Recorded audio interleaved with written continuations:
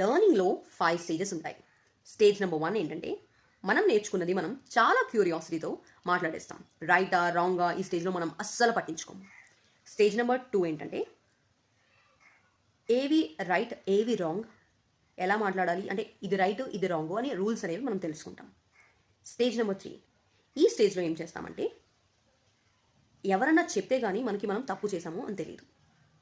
మన తప్పుని మనం ఇక్కడ కనుక్కోలేము, మనం తెలుసుకోలేము. ఎవరైనా చెప్తే మనకి తెలుస్తుంది, ఓ నేను మిస్టేక్ చేస్తున్నాను అని. స్టేజ్ నెంబర్ 4 ఏంటంటే మిస్టేక్ చేస్తాం, ఐ డిడెంట్ వెంట్ అంటాం.